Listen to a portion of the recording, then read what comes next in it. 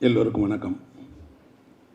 புதுமை பித்தன் களஞ்சியம் உள்ளிட்ட இந்த 3 புத்தக வெளியீடுகளுக்கு என்னை அழைத்து சிறப்பித்த தளபதி அவர்களுக்கும் காலத்தோடு பதிப்பகத்திற்கும் இந்த நிகழ்வில் எனக்கு முன்னால் உரையாற்றிய எல்லோருக்குமே என்னுடைய முதல் அன்பையும் நன்றியும் தெரிவிச்சுக்கிறேன். இந்த அரங்கத்திற்கு வந்ததிலிருந்தே இங்கே இருக்க வேண்டிய அல்லது இருந்தால் மிகவும் மகிழ்ந்திருக்கக்கூடியவராக நான் சுந்தரராமசாமியை நினைச்சுக்கிட்டே இருக்கேன். அவர்தான் இதுக்கு மிக பொருத்தமான ஒரு மனிதர். அவருடைய ஆதர்சம்தான் புதுமை பித்தன். அவர் தன்னுடைய 19வது வயதில் புதுமை பித்தனுக்கு மலர் கொண்டு வந்திருக்கிறார். தன் வாழ்நாள் எல்லாம் புதுமை பித்தனை பேசினார், படித்தார், எழுதினார். ஒவ்வொரு கதையாக குறிப்பு எழுதியிருக்கிறார். அதை எப்படி படித்தேன் என்று. புதுமை பித்தனுடைய சிறந்த சிறுகதைகளினுடைய தொகுப்பு வெளியானது. அவர் மொழிபெயர்ப்புகள் வெளியானது. அவருடைய கட்டுரைகள் வெளியானது. வாழ்க்கை வரலாறு வெளியானது. இதற்கு மேல் புதுமை பித்தனுக்கு என்ன இருக்கிறது என்று எல்லோரும் யோசிக்கும்போது, இல்லை இதெல்லாம் குறைவு தான், இன்னும் 1000 பக்கத்திற்கு புதுமை பித்தனை பற்றி பேசுவதற்கான விஷயங்கள் இருக்குதுன்னு இன்றைக்கு ஒரு பெரிய தொகுப்பை கொண்டு வந்திருக்கிறாங்க. அதே நேரத்தில் கமலா விருத்தாசலம் எழுதிய சிறுகதை, தினகரி சொக்கலிங்கம் அவர்கள் தன்னுடைய தந்தையும் தாயும் பற்றி எழுதிய சின்ன நூல், இது எல்லாம் ஒரு சேர வெளியாகிறது என்றால் அந்த அவையில் சுந்தரராமசாமி இருப்பார் அப்படின்னு தான் நம்புகிறேன்.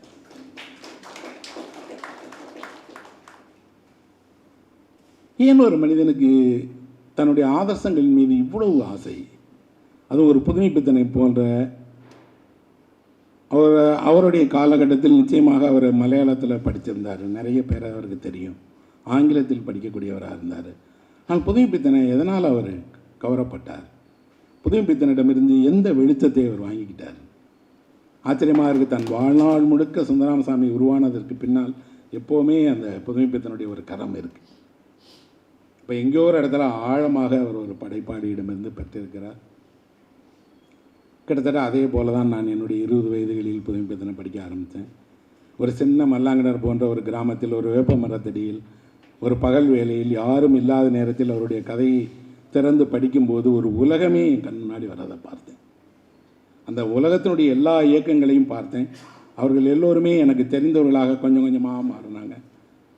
அதில் பாதி என் வீட்டினுடைய கதையாகவும் இருந்ததை நான் பார்த்தேன். அப்போது புதுமை பித்தன் எனக்கு நெருக்கமாக தொடங்கினார். நிறைய ஒரு தளபதி சொன்ன மாதிரி நிறைய புதுமை பித்தனை பற்றி பேசியிருக்கிறேன், எழுதியிருக்கிறேன்.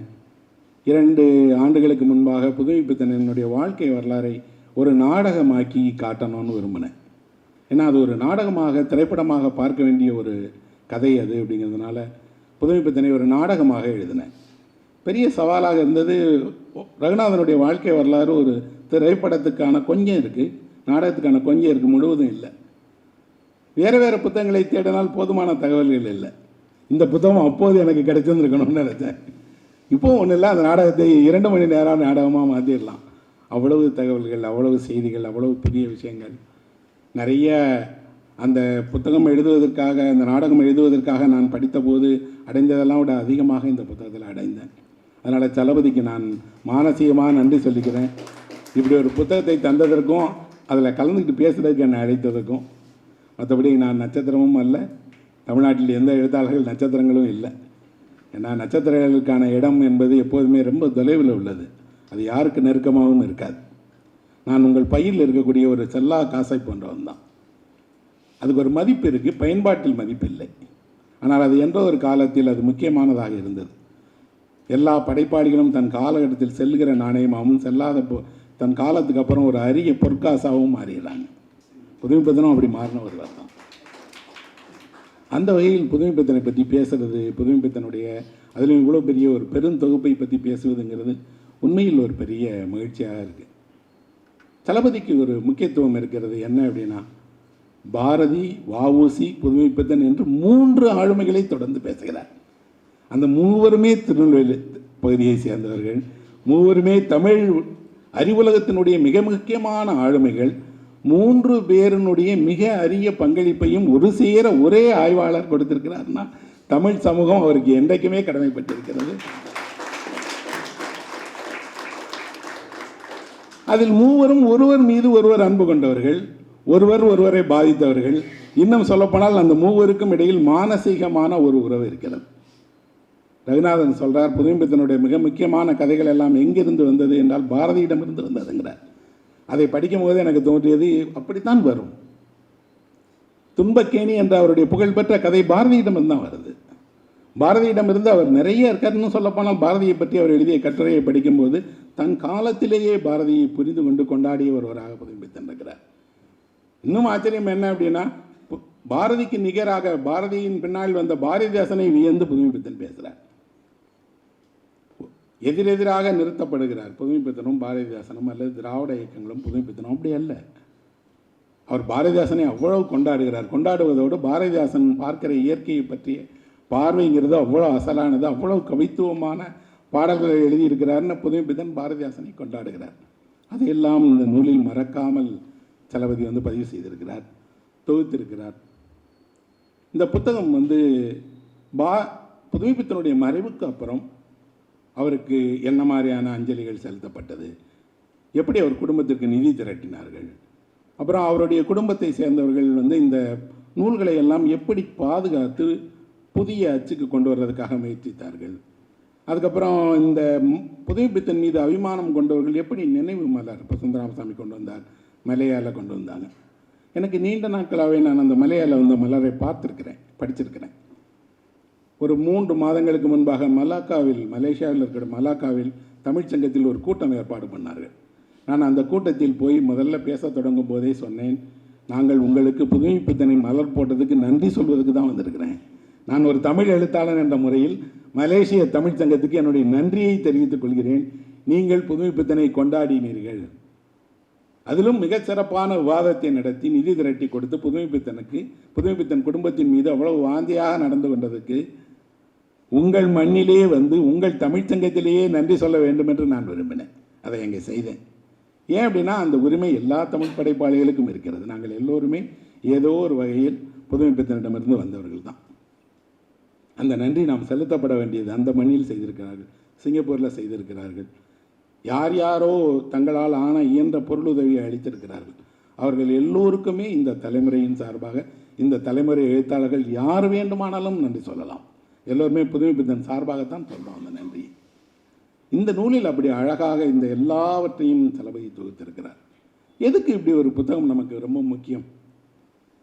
முதலாவதாக எதுக்கு முக்கியம் அப்படின்னா, புதுமைப்பித்தன்கிற ஆளுமை யார், அந்த ஆளுமையை அவர் காலத்தில் வாழ்ந்தவர்கள் எப்படி பார்த்தாங்க, எப்படி புரிந்து கொண்டார்கள், எப்படியெல்லாம் அவரோடு உறவாடினார்கள், அல்லது அவரை வெறுத்தார்கள், விமர்சனம் செய்தார்கள், இதையெல்லாம் தெரிந்து கொள்வதற்கு புதுமைப்பித்தனுடைய ஆளுமையை இந்த புத்தகத்தின் ஊடாக நாம் பார்க்க முடியும்.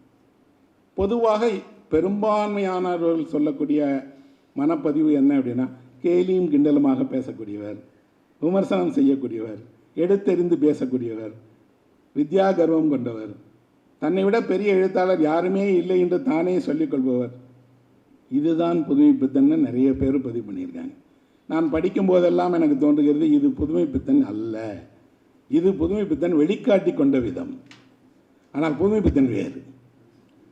புதுமைப்பித்தனுடைய அகம் சதா பற்றி எரிந்து கொண்டிருக்கக்கூடிய ஒரு நெருப்பு. அவருக்கு கோபம் என்ன அப்படின்னா, விருப்பம் இல்லாத, தேவையில்லை என்று ஒதுக்குகிற விஷயத்தோடையே இருக்க வேண்டியிருக்குங்கிறது. இன்னும் சொல்ல போனால் சமரசம் செய்து கொள்ள முடியாத வாழ்க்கை தான் அவருடைய பிரச்சனை. ஒரே வார்த்தையில் சொல்லிடலாம் என்ன அப்படின்னா, புதுமைப்பித்தன் என்பவர் யார் என்றால் அவர் ஒரு புறக்கணிப்பின் குழந்தை. புதுமைப்பித்தனை எது உருவாக்கியது? புறக்கணிப்பு தான் உருவாக்கியது. அவர் குடும்பத்தால் முதலில் புறக்கணிக்கப்பட்டார். தாயை இழந்த அவர் சிறுவயதிலிருந்தே முழுமையான அன்பு இல்லாமல் குடும்பத்திடமிருந்தே விலகி புறக்கணிக்கப்பட்ட ஒரு மனிதராக இருந்தார். பத்திரிகை உலகத்திற்கு வந்தார், பத்திரிகை உலகம் அவரை புறக்கணித்தது. இலக்கிய உலகத்திற்கு வந்தார், இலக்கியவாதிகள் புறக்கணித்தார்கள். திரைப்பட உலகத்திற்கு போனார், திரைப்பட உலகமும் புறக்கணித்தது. எல்லா புறக்கணிப்புகளுக்கும் அவர் ஒரு பதில் கண்டுபிடித்தார். உங்களை நான் கேலி செய்வேன், உங்களை கிண்டல் செய்வேன், உங்கள் விழுமியங்களை எல்லாம் நான் தூக்கி வீசுவேன் என்று அவர் ஒரு கலக குரலில் அதையெல்லாம் செய்ய தொடங்கினார். ஆனால் அவருக்குள் ஆழமாக இருக்கக்கூடிய குரல் என்னன்னா, ஒரு தீராத தனிமையுடைய, சமரசம் செய்து கொள்ள விரும்பாத, தான் விரும்பிய வாழ்க்கைக்கும் கிடைத்த வாழ்க்கைக்கும் நடுவில் போராடுகிற, தன்னுடைய கனவுகளை எல்லாம் தானே நிறைவேற்றிக் கொள்ள முடியவில்லையே என்று நினைத்து வேதனைப்படுகிற, அதே நேரத்தில் மிகப்பெரிய மேதமையும் கலை உள்ளமும் பெரும் படைப்பாற்றலும் கொண்டவராகத்தான் புதுமைப்பித்தன் இருக்கிறார். அதை சிலர் தான் அடையாளம் கண்டிருக்கிறார்கள். அதை அந்த புதுமைப்பித்தனை சுந்தராமசாமி 19 வயதிலே கண்டுபிடிச்சிட்டார். அவருடைய புதுமைப்பித்தன் கிண்டலும் கேலியும் செய்து சக படைப்பாளிகளை விமர்சிக்கக்கூடியவர் அல்ல. ஆழமான தருணங்களை தொட்ட, வாழ்வினுடைய அரிய முகங்களை கண்ட, இன்னும் சொல்லப்போனால் இருட்டு உலகம் என்று நாம் ஒதுங்கி இருக்கக்கூடிய உலகத்துக்குள் யார் இருக்கிறார்கள் என்று அடையாளம் காட்டிய புதுமைப்பித்தனை அவர் கண்டுபிடிச்சிருக்கிறார். இதில் வரக்கூடிய பலருக்கும் புதுமைப்பித்தனுக்கும் இருக்கக்கூடிய பிரச்சனையே என்ன என்றால், அவர்கள் விரும்பியதை புதுமைப்பித்தன் செய்வதில்லைங்கிறது. இன்னொன்று, புதுமைப்பித்தன் செய்ததை அவர்கள் புரிந்து கொள்ளவில்லைங்கிறது தான். அப்படின்னா புதுமைப்பித்தனுக்கென்று எல்லாவற்றையும் ஒரு பார்வை இருக்கிறது. அது புதுமைப்பித்தனுடைய பார்வை மட்டுமல்ல, அது அந்த காலகட்டத்தினுடைய பார்வை. புதுமைப்பித்தன் பத்திரிகை உலகத்தில் இயங்குகிற காலத்தை நாம் பார்த்தால் 2 விஷயங்கள் என்ற தமிழ்நாட்டில் மிக பிரபலமாக இருந்தது. ஒன்று, சரித்திர பெருமை. தமிழ்நாட்டில் அந்த காலகட்டத்தில் வந்த திரைப்படங்களில் பெரும்பான்மையான திரைப்படங்கள் சரித்திரத்தை பற்றி பேசின. அந்த சரித்திரம் நம்மளுடைய சரித்திரம் அல்ல, உண்மையான சரித்திரமும் அல்ல. ஆனால் பொய்யாக ஒரு சரித்திர பெருமை. அந்த சரித்திரத்தை பற்றி பேசிகிட்டே இருக்கிறது. எங்களுக்கு 1000 வருஷம் இருந்துச்சு, 2000 வருஷம் இருந்துச்சு, அந்த ராஜா ஆண்டான், இந்த ராஜா ஆண்டான். இன்னொன்று புராணம். புராணம்னா இந்து புராணங்கள் எல்லாம் எல்லா வகையான புராணங்கள், மத சம்பந்தமான கதைகள், நம்பிக்கைகள், அதில் வரக்கூடிய ஆன்மீக கதைகள், இதுதான் அன்றைக்கு இருந்தது. இந்த 2ஐயுமே புதுமைப்பித்தனுக்கு பிடிக்கல. 2க்கு எதிராகவும் அவர் தொடர்ந்து எழுதியிருக்கிறார். அவருக்கு புராணங்களையும் பிடிக்கல, வரலாற்றையும் பிடிக்கல. ஆனால் அவருக்கு எதை எழுத வேண்டும் என்று தெரிந்திருக்கிறது என்றால், தன்னுடைய சமகாலத்தை, தன்னை சுற்றிய வாழ்க்கையை, இந்த வாழ்க்கையில் யார் மீது வெளிச்சம் படவில்லையோ அவர்களை எழுத வேணும்னு தெரிஞ்சிருக்கு. அவர்களை கண்டுபிடித்து எழுதுகிறார். அவர் பத்திரிகையில் தான் வேலை செய்தார். நான் பத்திரிகையில் வேலை செய்தவன், எனக்கு தெரியும். பத்திரிகை என்பது உங்கள் கைகளை கட்டிக்கொண்டு எழுத வேண்டிய வேலை. அது அங்கே உங்களுக்கு கையெல்லாம் திறந்து விட மாட்டாங்க. சிறைச்சாலையில் எப்படி கைதிகளுக்கு அவர்கள் கையை விலங்க ஓட்டப்படியே எல்லா வேலைகளையும் அவங்க செய்யணும். அதிலும் ரஷ்யாவில் இருந்த சிறைச்சாலைகளில் என்ன செய்வாங்கலாம், 2 கையிலையும் விலங்கு போட்டுட்டு உங்களுக்கு குளிப்பதற்காக கொண்டு போய் ஒரு கோழையை கொடுத்துருவாங்களாம். நீங்கள் அந்த கோழையில் தண்ணீர் எடுத்து அதிலேயே நீங்கள் குளித்துக்கிடணும். உங்கள் கை விலங்கிட்டவதி. அப்படித்தான் ஒரு பத்திரிகையில் இருக்கக்கூடிய எழுத்தாளனுடைய பணி என்பது. அவர்கள் சொல்வதை எழுதி தர முடியுமே தவிர நீங்களாக அங்கே எதையும் செய்ய முடியாது. அவர் பத்திரிகையில் பணியாற்றிய காலகட்டத்தில் அடைந்த அனுபவங்களில் அநேகமாக 10% கூட புதுமைப்பித்தன் எழுதலை. ஒருவேளை எழுதியிருந்தால் அது மிகப்பெரிய துப்பறியும் கதையாக, திகில் கதையாக இருந்திருக்கும். இப்படியெல்லாம் நடந்துக்கிடுவாங்களா? இப்படியெல்லாம் இருப்பாங்களா? இப்படியெல்லாம் மனிதர்களுக்குள் மன விகாரங்கள் இருக்குமா என்று ஆச்சரியமாக இருக்கும். வெளியே இருக்கக்கூடிய அரசியல் அல்ல, பத்திரிகைகளுக்குள் இருக்கக்கூடிய அரசியல் என்பது இதுவரை பொதுவெளியில் பேசப்படாத, எழுதப்படாத, பலரும் அனுபவித்து மறைந்து போன ஒரு விஷயம். பத்திரிகையாளர்களை நீங்கள் தனிப்பட்ட முறையில் கேட்டால் கதையாக சொல்லுவாங்க. அது வெறும் அலுவலகத்தில் அவர்களுடைய அலுவல் சார்ந்த நெருக்கடிகள் அல்ல. அவர்கள் எடுக்கக்கூடிய நிலைப்பாடுக்கும் அவர்கள் வெளியிட செய்திக்கும் உண்மைக்கும் இருக்கக்கூடிய இடைவெளியை பற்றியது. அதை ஆழமாக புதுமைப்பித்தன் உணர்ந்திருக்கிறார். இந்த தொகுப்பை படிக்கும்போது நிறைய இடங்கள்ல அது தெரியுது. அந்த வகையில் புதுமைப்பித்தனுடைய காலத்தை தெரிந்து கொள்வதற்கு, அந்த காலத்தில் இருந்த பத்திரிகைகளினுடைய போக்கை தெரிந்து கொள்வதற்கு உதவியாக இருக்குது. இந்த புத்தகம் தொடங்குகிற பகுதி ரொம்ப எனக்கு பிடித்திருந்தது. என்ன அப்படின்னா, புத்தகத்தினுடைய முதல் பகுதியில் புதுமைப்பித்தனுடைய கதைகள் வெளிவரப் போவதற்கான விளம்பரங்களிலிருந்து தொடங்கும். புதுமைப்பித்தன் வந்து முடிஞ்சு படித்து முடிச்சிட்டோம். ஆனால் அந்த கதைகள் வெளியாவதற்கு முன்பாக எப்படி விளம்பரம் செய்யப்பட்டன? மணிக்கொடியில் புதுமைப்பித்தனுடைய கதை வெளியாவதற்கான விளம்பரம் முன்னாடி இருக்கிறதுல. அதில் பார்த்தீங்கன்னா, திரைப்படங்களுக்கு புதிய திரைப்படம் வெளியாக போவதற்கு நம்ம ஒரு விளம்பரம் கொடுப்போம் இல்லையா? அந்த மாதிரி சுவாரஸ்யமான ஒரு விளம்பரத்தையே அதில் முதல்ல கொடுத்துருக்குறாங்க. அடுத்த இதழில் நாசகார கும்பல், நீங்கள் எதிர்பார்த்து காத்திருங்கள் அப்படின்னு ஒரு சின்ன விளம்பரம் கொடுக்குறாங்க. அதை படிக்கும்போது எனக்கு தோன்றியது, இதை எழுதியது யார்? வாராவா? PS ராமைய வேதனா? அல்லது அந்த பத்திரிகையில் யாராவது ஒருவர் சினிமாவில் வேலை செய்கிறவர் இருந்தாரா? யார் அந்த செய்தியை எழுதியவர்? ஒருவருக்கு மட்டும்தான் அப்படி விளம்பரம் கொடுத்தாங்களா? மணிக்கொடியில் நிறைய கதைகள் வெளியாக இருக்குது. எல்லாருக்கும் அந்த மாதிரி விளம்பரங்கள் வந்ததா? இதெல்லாம் தாண்டி மணிக்கொடி அப்படிங்கக்கூடிய ஒரு பத்திரிகை உண்மையில் எவ்வளவு பேர் தான் அதை வாங்கினாங்க? அந்த பத்திரிகை எவ்வளவு விற்றது? ஒரு கணக்கும் கிடையாது.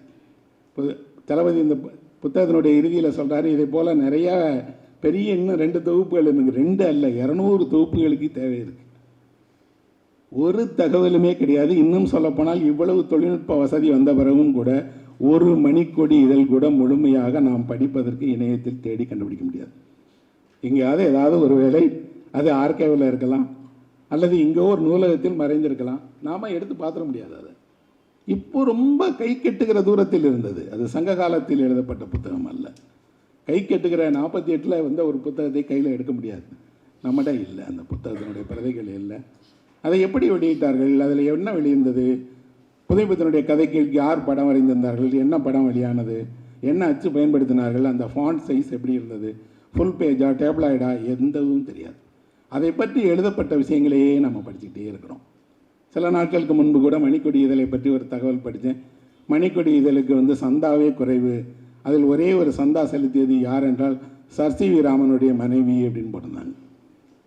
சர் சி வி ராமனுடைய மனைவி மணிக்கொடி பிடிப்பவராக இருந்திருக்கிறார். மணிக்கொடியை எங்கேருந்து சப்ஸ்கிரைப் பண்ணாங்க? நான் எனக்கு உடனே டவுட் கல்கட்டாவில் இருந்தா, திருச்சியில் இருந்தா, சென்னையில் இருந்தா, எங்கிருந்து அவர்கள் இந்த சந்தாவை செலுத்தினார்கள்?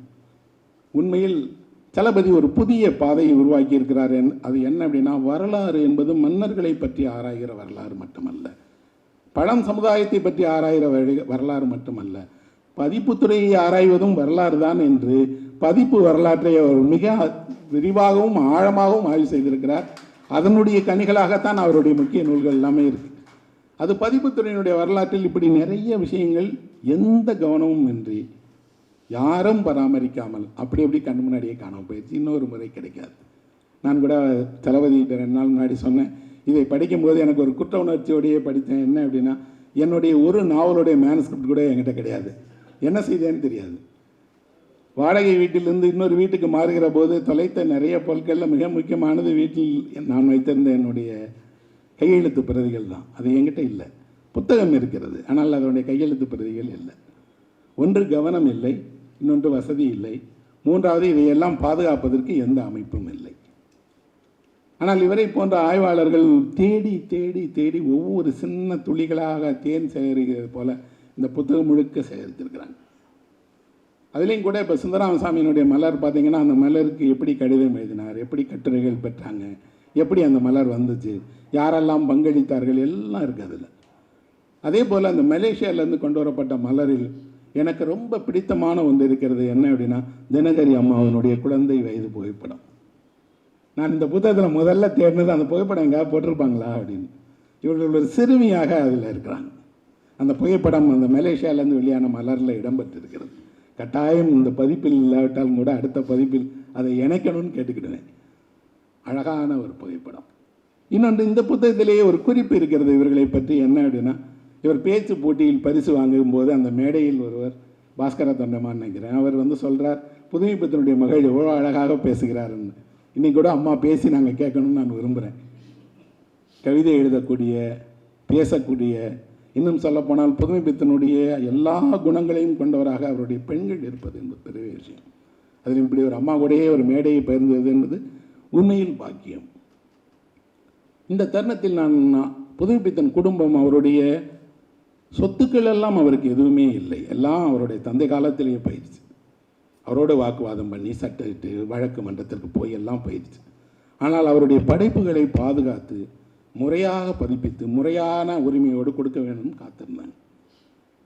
அதை படிக்கும்போது எனக்கு தோன்றியது, இந்த மாதிரி நடந்து கொண்ட 3 பேரை நான் இந்த அவைக்கு சொல்ல விரும்புகிறேன். ஒருவர் டால்ஸ்டாயினுடைய மனைவி சோஃபியா டால்ஸ்டாய். சோஃபியா டால்ஸ்டாய் என்ற ஒருவர் இல்லாவிட்டால் டால்ஸ்டாய் என்ற ஒருவரே இல்லை. அவருடைய அவ்வளவு பெரிய வார் அண்ட் பீஸ் நாவல், 1200 பக்கம் அச்சில் இருக்கக்கூடிய நாவலை 4 முறை கையெழுத்தில் அந்த அம்மா எழுதியிருக்கிறாங்க. கை குழந்தையை வைத்து கொண்டு எழுதியிருக்கிறார்கள். டால்ஸ்டாய் எழுதி எழுதி பேப்பரை கீழே போட்டு போயிட்டே இருப்பார். காலையில் அந்த அம்மா எழுந்து அதை அவ்வளோத்தையும் திருத்தி காகிதத்தில் எழுதி அவர் மேஜையில் வச்சிடணும். நைட்டு அவ்வளோத்தையும் அடிச்சிடுவார், புதுசாக எழுதுவார். அந்த அம்மா டால்ஸ்டாயினுடைய மறைவுக்கு அப்புறம் அவ்வளவு டால்ஸ்டாயினுடைய புத்தகங்களையும் தானே பதிப்பிப்பதற்காக முயற்சி பண்ணி தானே வெளியிட்டு முன் வெளியீட்டு திட்டம் செய்து, இன்று டால்ஸ்டாய்க்கு ஏதேனும் ஒரு இடம் இருக்கிறது என்றால் அது சோஃபியா உருவாக்கிய இடம்தான். அது சோஃபியாவிடம் மட்டுமல்ல, இதையே தான் தஸ்தாவஸ்கியினுடைய மனைவி ஆனா தஸ்தாவஸ்கியும் செய்தார்.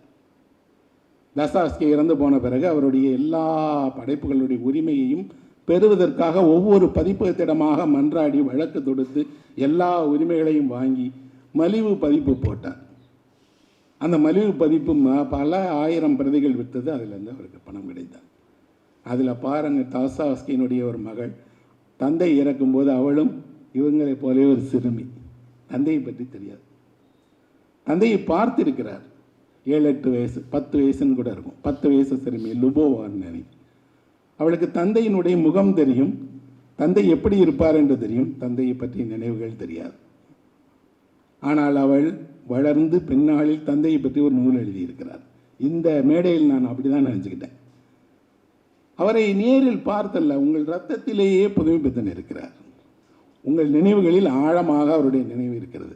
இந்த தசாவஸ்கியினுடைய மகள் எழுதிய தசாவஸ்கி புத்தகத்தில் தகவல்கள் தவறாக இருக்கலாம், ஆனால் உணர்ச்சிகள் தவறானதே இல்லை. ஏன்னா உண்மையான அவருடைய சொந்த மகள் எழுதுகிற ஒரு வரலாறு. இந்த இருவருமாவது துணைவியர் கணவனுடைய படைப்புலகத்தை காப்பாற்றுவதற்காக இவ்வளவு பெரிய முயற்சிகள் செய்தார்கள். மூன்றாவது ஒரு பெண் இருக்கிறார். அவர் செக்காவினுடைய தங்கை. செக்காவினுடைய அவ்வளவு படைப்புகளையும் பாதுகாத்து காப்பாற்றி அதற்கான ஒரு பெரிய ஆவண காப்பகத்தை உருவாக்கி அவரை அவ்வளவு பெரிய செக்காவினுடைய இவ்வளவு படைப்புகளும் உலகம் அறிய செய்ததில் மரியா என்ற செக்காவினுடைய சகோதரிக்கு ஒரு இடம் இருக்கிறது. உண்மையில் இலக்கியவாதிகள் உலகில் எங்கு இருந்தாலும் அவர்கள் தங்களுடைய இணையரை, மகளை, மனைவியை மானசீகமாக வணங்கிக் கொள்ள வேண்டும். அவர்கள் தான் உங்களை உண்மையில் காப்பாற்றப் போகிறார்கள், அடுத்த தலைமுறைக்கு கொண்டு போகிறார்கள். இது புதுமைப்பித்தனுக்கு நடந்தது, பாரதிக்கு நடந்தது, இன்னும் சொல்லப்போனால் தமிழினுடைய இன்று ஜானகிராமன் வரை நடந்துக்குது. அவர்கள் பிள்ளைகள் அப்படியெல்லாம் விட்டுற மாட்டாங்க. அப்போது இவர்கள் செய்த பணி எப்படிப்பட்ட பணி? அவருடைய புதுமைப்பித்தனுடைய காலகட்டத்தில் நிறைய பதிப்பகங்கள் வெளியிட்ட நூல்களில் அச்சுப்பிழைகள் இருந்தது, தகவல் தவறுகள் இருந்தது. அவருடைய கதையில் தழுவல் கதைகள் அப்படின்னு சொன்னாங்க. எல்லாவற்றையும் சரி செய்தார்கள். இந்த நேரத்தில் ஒருவரை நான் இந்த மேடையில் மிக முக்கியமாக குறிப்பிட விரும்புகிறேன். அவர் உண்மையில் ஒரு புதுமைப்பித்தனுடைய நண்பராக மட்டுமல்ல, புதுமைப்பித்தனுக்கான ஒரு நிரந்தர வழக்கறிஞராக இருந்தவர் தோமோசி தான். தோமோசி புதுமைப்பித்தனுக்கான ஒரு வழக்கறிஞர் தான். எங்கே யார் புதுமைப்பித்தனை பற்றி எந்த புகார் சொன்னாலும் உடனே இவரிடமிருந்து பதில் வரும். அது தவறு. வருவதோடு புதுமைப்பித்தனுடைய ஒவ்வொரு புதுமைப்பித்தன் மீது சுமத்தப்பட்ட குற்றச்சாட்டுகளுக்கும் விரிவாக உண்மையாக நேரில் கண்ட சாட்சியம் போல ரகுநாதன் எழுதியிருக்கிறார். உண்மையில் ரகுநாதன் என்பவர் வெறும் புதுமைப்பித்தனுடைய நண்பர், புதுமைப்பித்தன் வாழ்க்கை வரலாறு என்பவர் அல்ல. புதுமைப்பித்தனை தான் வாழுகிற காலத்திலும் சரி, வாழ்நாளிலும் சரி, அதற்கு பின்பும் சரி, என்றுமே இந்த மேதையில் ஒருவராக கண்டு அந்த மேதையை உயர்த்தி பிடித்து கொண்டே இருந்தவர் ரகுநாதன் தான். ரகுநாதன் சொல்லுகிற நிறைய உண்மைகளை ரகுநாதன் இல்லாவிட்டால் என்ன இருக்கும் அப்படின்னா அது எல்லாமே உண்மையாக இருக்கும். அந்த பொய்களை எல்லாம் அறிந்தவர் தான் அது இல்லைன்னு சொல்கிறார். பொன்னகரம் கதையை நான் எவ்வளவோ முறை படித்திருக்கிறேன். ஒவ்வொரு முறை அந்த கதையை படிக்கும் போதும் அந்த கதை சென்னையில் எழுதப்பட்டது என்று தான் மனதில் தோன்றும். சென்னையில் எழுதப்பட்ட கதையாகத்தான் இது வரைக்கும் வந்திருக்கக்கூடிய விமர்சனங்கள் எல்லாம் இருக்குது. ஆனால் ரகுநாதன் சொல்கிறார் அது சென்னையில் எழுதப்பட்ட கதை அல்ல. அந்த கதையில் வரக்கூடிய பொன்னகரம் என்பது மதுரையில் இருக்கிறதுன்னு எழுதுகிறார். கரிமேடுக்கு பற்றி புதுமைப்பித்தனுக்கு தெரியும், மதுரையில் இருக்கக்கூடிய பொன்னகரத்தை பற்றி தெரியும். அவர் எழுதிய பொன்னகரம் என்பது மதுரையினுடைய பொன்னகரம் என்று சொன்ன பிறகு நீங்கள் இப்போ அந்த கதையை படித்து பாருங்கள், அந்த கதை வேறு. இதை சொல்வதற்கு ஒரு ரகுநாதன் தேவைப்படுகிறார். இந்த புத்தகத்திலையும் பார்த்தீங்கன்னா ரகுநாதனுடைய அவர் எங்கெல்லாம் தலையிடுகிறாரோ, எங்கெல்லாம் பதில் சொல்கிறாரோ அவ்வளோ ரொம்ப அழகாக எழுதப்பட்டிருக்கிறது, அழகாக பதிவு செய்யப்பட்டிருக்கிறது. அப்புறம் புதுமைப்பித்தனுக்கு அவருடைய சமகாலத்தினுடைய படைப்பாளிகள் மீது கோபமா என்றால் கோபம் இல்லை. எதற்கு இவ்வளவு சமரசம் செய்து கொள்கிறீர்கள்? எதற்காக இவ்வளவு விட்டு கொடுக்குறீங்க? உங்களுக்கு என்று ஒரு சொந்த உலகம் வேண்டாமா அப்படின்னு நினைக்கிறார். அவர் 108 கதைகளை எழுதியிருக்கிறார். ஆனால் 56 பேர்களை மொழிபெயர்ப்பு செய்திருக்கிறார்.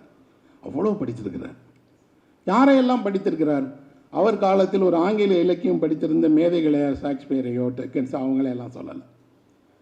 யாரும் அதிகம் படிக்காத ஐரோப்பிய இலக்கியவாதிகள் எல்லோருமே படித்திருக்கிறார். அங்கிருந்து தான் நான் என்னுடைய ஆதர்சத்தை கற்றுக்கொண்டேன். அப்படி ஒருத்தர் 50களிலேயே ஸ்டீஃபன் ஜொவைக்கை, காஃப்காவை, கேமியூவை, இன்னும் சொல்லப்போனால் உலக இலக்கியத்தில் ஐரோப்பிய இலக்கியத்தினுடைய மேதைகளை எல்லாம் சென்னையிலிருந்தே படித்து மொழிபெயர்த்து புத்தகமாக்கிவிட முடியும் என்றால் கட்டாயம் என்னால் முடியும் என்று எனக்கு தோன்றியதுக்கு புதுமைப்பித்தன் தான் காரணம். அப்போ அவங்களெல்லாம் எப்படி படித்தாங்க? புத்தகமே கிடைக்காது. நீங்கள் ஒரு ஸ்டீஃபன் ஜொவைக்கையோ, காஃப்காவையோ, கேமியூவையோ புத்தகங்களை இன்று கிடைப்பது போலெல்லாம் வாங்க முடியாது, கிடைக்காது. ஆனால் தேடி படிச்சிருக்கிறாங்க. படித்ததோடு இன்று நாம் என்ன மதிப்பிடுகிறோமோ அதே மதிப்பை அன்றே அவர்கள் அடைஞ்சிட்டாங்க. அன்றே காஃப்காவை பற்றி, அன்றே கேமியோவை பற்றி, அன்றே ஐரோப்பிய இலக்கியத்தினுடைய மிக முக்கியமான படைப்பாளிகள் எல்லாவரையும் வைத்திருக்கிறார்கள். ஆனால் அவர்கள் இவரை பாதித்தாரா? பாதித்திருக்கிறார். எப்படி என்றால் எதையெல்லாம் எழுத வேண்டும் என்பதற்கு அவர்கள் பாதித்திருக்கிறாங்க. ஏன்னா ஒரு பண்பாடு நிறைய விஷயங்களை எழுதுவதற்கு தடை வைத்திருக்கிறது. எல்லா எழுத்தாளனுடைய மனதிலும் அவன் எழுத அமர்ந்த பின்னாடி ஒரு நிழல் வந்துடும். அது பண்பாட்டினுடைய நிழல். அந்த நிழல் நீங்கள் எந்த வரியை எழுதும் போதும் குனிந்து பார்த்து இதை எழுதாதேன்னு சொல்லும். எழுதினால் இதற்கான எதிர்வினைகள் என்னங்கிறத உங்களை நிரூபித்துட்டே இருக்கும். ஒருவரை பற்றி எழுதும்போது ஒருமையில் எழுதணுமா, பன்மையில் எழுதணுமா, பேர் சொல்லணுமா, பேர் சொல்லக்கூடாதா? நிஜத்தில் அப்படி அனுமதிச்சிடும், ஆனால் படைப்பில் அனுமதிக்காது. நீங்கள் ஒரு கலாச்சார தணிக்கையாளனை உங்களுக்குள் வைத்துக்கொண்டே தான் எழுதிட்டே இருக்கிறீங்க. அவன் எல்லா நேரங்களிலும் உங்கள் கைகளை சுதந்திரமாக இயங்க விட மாட்டான். அதிலும் கூட நீங்கள் ஏதேனும் ஒரு சமயம் சார்ந்தோ ஏதேனும் ஒரு நம்பிக்கை சார்ந்தோ ஒரு சிறிய விமர்சனத்தை கூட எழுதுவதற்கு அவர் விட மாட்டார். எழுதாதே, எழுதுனா ஒன்று அடிப்பாங்க, துரத்துவாங்க, வேண்டாம் என்று உள்ளிருந்து ஒரு குரல் கேட்டுக்கிட்டே இருக்கும். அதை தாண்டி எழுதுவது, அதை தாண்டி செயல்படுவது, அதை வெளிப்படையாக சொல்வது என்பது வெறும் துணிச்சல் அல்ல. நான் என் அகத்திற்கு நேர்மையாக இருக்கிறேன், என் அகத்தினுடைய குரலை தான் ஒலிப்பேன் என்பதில் ஒரு கலைஞனுக்கு இருக்கக்கூடிய உண்மையான ஈடுபாடு. அதை புதுமைப்பித்தனிடம் நம்ம பார்க்க முடியுது. அப்படி புதுமைப்பித்தன் அப்படி எந்தெந்த தருணத்தில் எல்லாம் இந்த ஆவேசத்தோடு நடந்து கொண்டாருங்கிறதுக்கு இந்த நூலில் நிறைய அடையாளங்கள் இருக்குது. இந்த புத்தகத்தில் எனக்கு ரொம்ப பிடித்த பகுதி எது அப்படின்னா, புதுமைப்பித்தனோடு கடைசி நாட்களில் பழகிய சிதம்பரம் அவர்கள் எழுதிய 4 நினைவு பகுதிகள் இருக்குது. அதை நான் படித்து முடித்த பிறகு தோணுன்னா அது ஒரு முழு திரைப்படத்திற்கான ஒரு காட்சி. அவ்வளோதான் படம். அதை மட்டும் ஒருவர் எடுத்தால் அது ஒரு புதுமைப்பித்தனை பற்றி ஒரு முழு படமாக இருக்கும். ஏன்னா அவர் அதை தொடங்குகிற விதமும் சரி, 4 கட்டுரைகளுக்குள்ளாடி அவர் யார், எப்படியெல்லாம் புதுமைப்பித்தனோடு பழகினார், இறுதி நாட்களில் புதுமைப்பித்தன் எப்படி இருந்தாருங்கிறதெல்லாம் எழுதுகிறார். நீங்கள் கண்ணீர் இல்லாமல் அந்த கட்டுரைகளை படிக்கவே முடியாது. ஒரு பக்கத்தை படித்தால் ஒரு அரை மணி நேரம் உங்களுக்கு கண்ணீர் வரும். மனதை அடக்க முடியாமல் அழுது அதுக்கப்புறம் தான் படிக்க முடியும். ஆனால் உண்மைக்கு மிக நெருக்கமான ஒரு பதிவு. பக்கத்தில் இருந்து பார்த்த ஒருத்தர். அப்புறம் அவர் புதுமைப்பித்தனை போலவே சில வாக்கியங்களை எழுதியிருக்கிறார். புதுமைப்பித்தனுடைய சொற்களாலேயே எழுதியிருக்கிறார். அவர் கூட இருந்து எவ்வளோ பாதித்திருக்கிறாருங்கிறதுக்கான அடையாளமாக அந்த கட்டுரைகளை நான் சொல்லுவேன். புதுமைப்பித்தன் சினிமாவுக்கு போனார். இங்கே கூட தளபதி சொன்னார், சினிமாவுக்கு போனவர்கள் எல்லாம் விழுந்துருவாங்க அப்படின்னு. அப்படி சினிமாவுக்கு போனவர்கள் எல்லாம் விழுந்துட மாட்டாங்க. சினிமா உங்களை பயன்படுத்தி கொள்ளப் போகிறது, நீங்கள் சினிமாவை பயன்படுத்தி கொள்ளப் போகிறீர்களாங்கிறது தான் கேள்வி. சினிமாவும் உங்களை பயன்படுத்தும், நீங்களும் சினிமாவை பயன்படுத்தலாம். எந்த அளவுக்கு என்பது ஒவ்வொரு எழுத்தாளனுடைய வேலை. அவனுடைய அது சமரசம் தான். ஏன்னா ஒரு கலைஞன் உலகிடம் செய்யாத சமரசமே இல்லை. அவனால் அதிகாரத்துக்கு எதுவுமே சொல்ல முடியாது, சமரசம் செய்து கொள்வான். குடும்பத்தில் தந்தைக்கு எதிராக எதுவும் பேச முடியாது, சமரசம் செய்து கொள்வான்.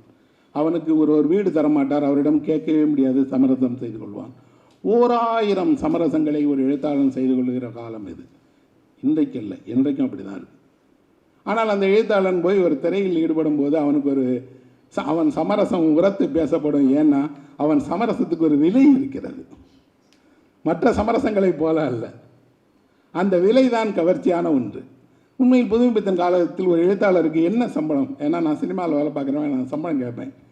அதனால் என்ன சம்பளம் வாங்கினாங்கன்னு பார்த்தா 500 ரூபாய். 500 ரூபாய் தான் ஒரு எழுத்தாளருடைய சம்பளம். நட்சத்திர எழுத்தாளராக இருந்தார் இளங்கோவனுக்கு 3000 ரூபாய் கிடைத்திருக்கிறது. 3000 ரூபாய் தான் 1946-47 சினிமாவில் ஒரு எழுத்தாளனுக்கு அதிகபட்சம் கிடைத்த பணம். திரைப்படத்திற்கு எவ்வளவு செலவாகும்? அன்றைக்கு ஒரு திரைப்படம் எடுப்பதற்கு 30,000 ரூபாய் செலவாகும். பெரிய படமாக இருந்தால் 3 லட்சம் ரூபாய் செலவாகும். 1948 எடுக்கப்பட்ட வாசனுடைய சந்திரலேகா தான் 30 லட்சம் ரூபாயில் எடுக்கப்பட்ட படம். அப்படின்னா அதுதான் இன்றைக்கு மிகப்பெரிய பிரம்மாண்டமான 100 கோடி படங்களை போன்ற படம். மற்ற படங்கள்லாம் எடுப்பதற்கு அதிகபட்சம் 2 லட்சம் ரூபாய் தேவை. 30,000 ரூபாயில் படம் எடுத்தார்கள். ஞான சௌந்தரி என்ற படத்தின் பட்ஜெட்டே 30,000 ரூபா தான். அந்த படத்தினுடைய 30,000 ரூபாயை அந்த தயாரிப்பாளர் படம் எடுத்துட்டு சம்பாதிச்சுட்டு இனிமேல் படம் எடுக்க வேணாம்னு ஒதுங்கிட்டார். அப்போது இவருக்கு என்ன பெரிய பணம் கிடைத்திருக்கும்? இன்றைக்கு வேண்டுமானால் 500, 1000 எல்லாம் சிறிய தொகை. அன்றைக்கு நிச்சயமாக அது கொஞ்சம் பெரிய தொகை தான். பெரிய தொகைனா ரொம்ப பெரிய தொகை இல்லை. ஆனால் புதுமைப்பித்தன் திரைப்படம் எடுக்க விரும்பினார்னு சிதம்பரம் சொல்லுகிறார். எனக்கு அதுதான் புரியாத ஒரு விஷயம் என்றால், திரைப்படம் எடுக்க விரும்பினால் என்றால் புதுமைப்பித்தன் படத்தை இயக்க விரும்பினாரா, தயாரிக்க விரும்பினாரா? இயக்க விரும்பினார் என்றால் அவர் ஏதேனும் இயக்கத்தில் ஈடுபட்டிருக்கிறாரா, இயக்கத்தை பார்த்திருக்கிறாரா, ஏதேனும் படங்களில் உதவி இயக்குனராகவோ துணை இயக்குனராகவோ பணியாற்றினாரா? தெரியல. தயாரிக்க விரும்புகிறார் என்றால் யாரை வைத்து படத்தை தயாரிப்பார்? இவர் கதையை ஒருவர் இயக்க வேண்டும் என்றால் யாராவது இவரிடம் இயக்குனர் இருக்கிறாரா? ஏதேனும் நடிகரை வைத்து அவர் செய்ய விரும்பினாரா? தெரியாது. ஆனால் சிதம்பரத்திடம் அவர் சொல்கிறாரு, திருவனந்தபுரத்தில் எனக்கு படம் எடுக்கணும், 5 லட்ச ரூபா வேணும்னு கேட்குறார். அப்படி என்றால் புதுமைப்பித்தன் எடுக்க விரும்பிய பர்வதகுமாரி புரொடக்ஷன்ஸிலிருந்து உருவான வசந்தவல்லி என்ற திரைப்படம் 30,000 ரூபா படம் அல்ல, 5 லட்ச ரூபா படம்.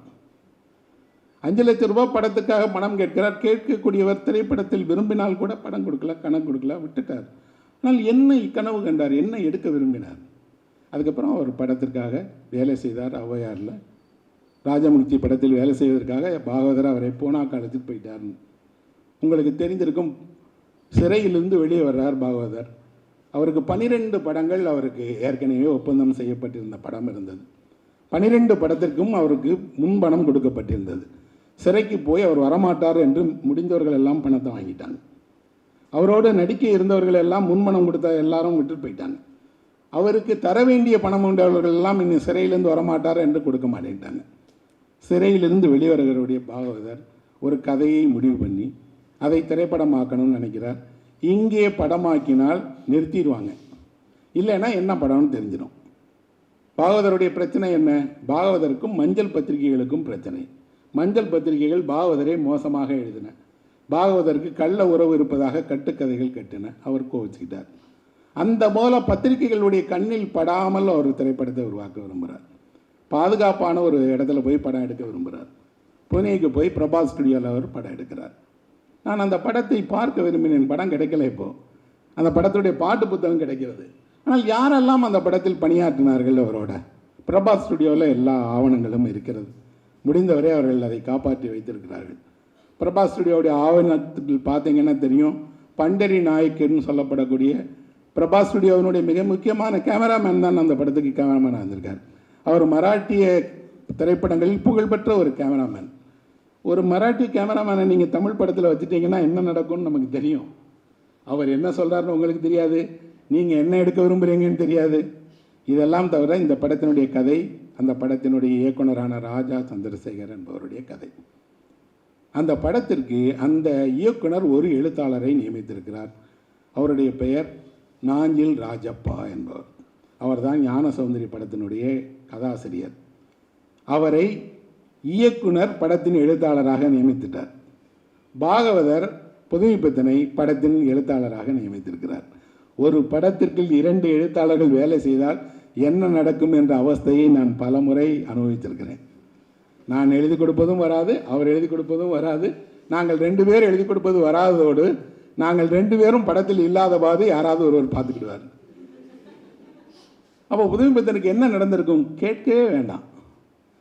ராஜப்பா எந்த காட்சியை எழுதினாலும் அதை புதுமைப்பித்தன் ஏற்றுக்கொள்ள மாட்டார். புதுமைப்பித்தன் எழுதுகிற காட்சியை ராஜப்பா விட மாட்டார்.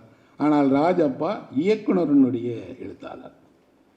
எப்போதுமே ஒரு வேறுபாடு இருக்கிறது. நடிகர்களுடைய எழுத்தாளராக நீங்கள் இருந்தால் புகழின் பக்கத்தில் இருக்கலாம், ஆனால் படப்பிடிப்பில் இருக்க முடியாது. ஆனால் இவர் படப்பிடிப்பிலும் இருந்திருக்கிறார். ஒரு தகவல் இருக்கிறது, பானுமதிக்கு ஒரு காட்சியை சொல்லிக் கொடுக்கிறார். அந்த காட்சி பானுமதிக்கு புரியவில்லை என்று சொன்ன உடனே இயக்குனரை போய் கேட்க சொல்லுங்கன்னு திட்டினாருன்னு. அப்படி என்றால் படப்பிடிப்பிலும் புதுமைப்பித்தன் போய் கலந்திருக்கிறார். ஆச்சரியமான விஷயம் என்ன என்றால், ஒரு திரைப்படத்தில் அதிகபட்சம் 70 காட்சிகள் இருக்கும், 80 காட்சிகள் இருக்கும். அதை எழுதுவதற்கு 1 மாதத்துக்கு மேல் யாருக்கும் தேவைப்படாது. நீங்கள் 2 காட்சிகள் ஒரு நாளுக்கு எழுதினால் கூட 1 மாதத்துக்குள் எழுதிடுவீங்க. எதற்காக புதுமைப்பித்தன் இவ்வளவு காலம் அந்த பூனாவில் போய் தங்கினார்? உண்மையில் அவர்கள் என்ன எடுத்தார்கள்? எடுக்க விரும்புவதைத்தான் எடுத்தார்களா, வேறு எடுத்தார்களா தெரியல. நான் சொன்னேன், உண்மையில் நான் ஒரு நாவல் எழுதுவதற்கான ஒரு பெரிய கதையை கொடுத்துருக்குறீங்க. புனேவில் இருக்கக்கூடிய புதுமைப்பித்தனுக்கு ஒரு நாவல் எழுதலாம், அவ்வளவு கதைகள் அங்கே இருக்குது. அந்த சிதம்பரத்தில் ஒரு குறிப்பு இருக்கிறது, அது நிஜமா என்று தெரியாது. ஆனால் அந்த குறிப்பு ஒரு கதை எழுதுவதற்கான மிக அழகான குறிப்பு. என்னன்னா, சாப்பிட போகிற இடத்தில் புதுமைப்பித்தன் ஒருவரை பார்க்கிறார். அந்த ஆளும் புதுமைப்பித்தனை பார்க்கிறார். சில நாட்களுக்கு பிறகு அந்த ஆளுனுடைய படத்தை பேப்பரில் பார்க்கிறார். அவர்தான் காந்தியை சுட்ட நாத்துராம் கோட்சே. இது நிஜத்தில் நடந்ததா? பார்த்தாரா? உண்மையிலே கோட்ஸைக்கு எதிராக தான் மெஸ்ஸில் உட்காந்து சாப்பிட்டாரா? தெரியாது. ஆனால் இப்படி ஒரு தகவல் ஒருவர் சொல்லி ஒருவர் பதிவு செய்து ஒரு நூலில் இடம்பெற்ற பிறகு அது எழுதுவதற்கான வந்துருச்சு. அப்படி நடந்திருக்கலாம், வாய்ப்பு இருக்கிறது. ஆனால் பூனை பற்றி எரிகிற காலத்தில் அவர் இருந்தார். அவருக்கு என்ன நடந்தது? நோயிற்று இருந்தார். சரி, யாரோ உரையினுடைய தொடக்கத்தில் சொன்னாங்க காச நோய் என்னானது என்று. இந்த உலகில் எழுத்தாளர்களை கொல்வதற்கென்றே ஒரு நோய் படைக்கப்பட்டது என்றால் அது காச நோய் தான். ஏன்னா அதுக்கு பலியானவர்களுடைய படைப்பாளிகளுடைய எண்ணிக்கை மிக அதிகம்.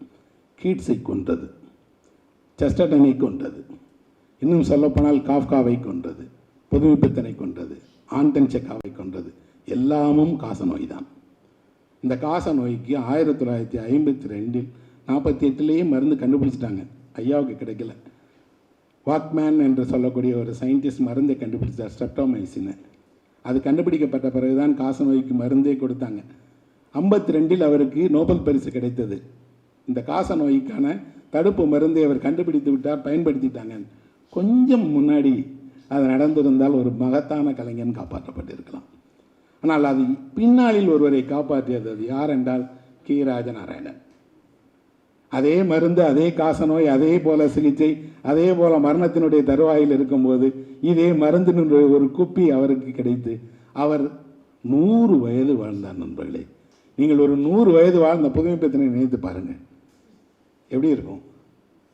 அப்படி என்றால் ஒரு சின்ன அறிவியல், சின்ன கண்டுபிடிப்பு மனித குலத்திற்கு எவ்வளவு முக்கியமானது.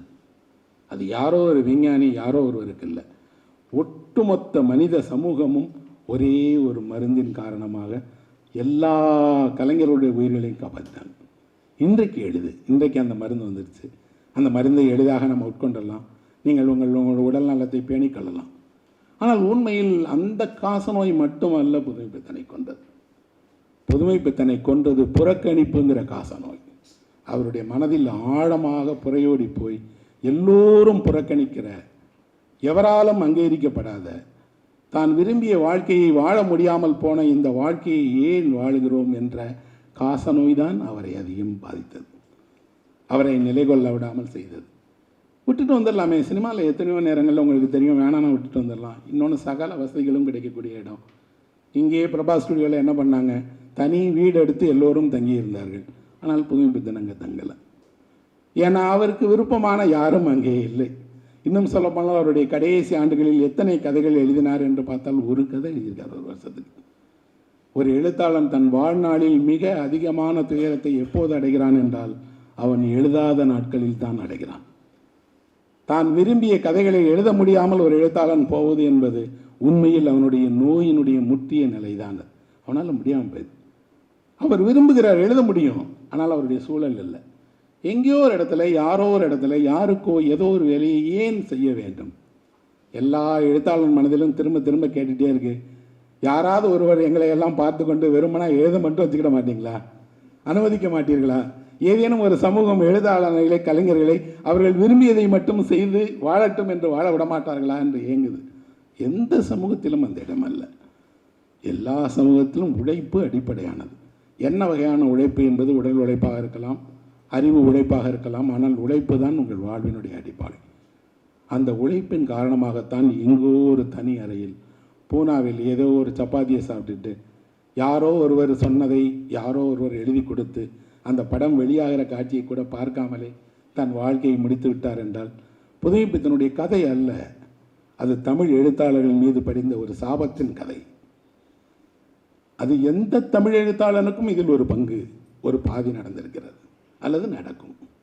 தமிழ் சமூகம் சதா தன்னை பெருமைப்படுத்திக் கொண்டே, பெருமை சொல்லிக்கொண்டே இருக்கிறது நேரத்தில் எல்லாம் இதுபோல் ஏதேனும் ஒரு புத்தகம் வந்து அந்த அமைதியை குலைக்கிறது. அப்படியெல்லாம் நீங்கள் ஒன்றும் அவங்கள கொண்டாடிடலப்பா. எவ்வளவு விமர்சனங்களை வைத்தீர்கள், எவ்வளவு பெரிய பெரிய பெரிய கண்டனங்களை, எவ்வளவு எதிர்மறையான விஷயங்களை அவர் மீது வைத்தீர்கள். ஆனால் புன்னகையோடு அவர் கடந்து போயிட்டார்.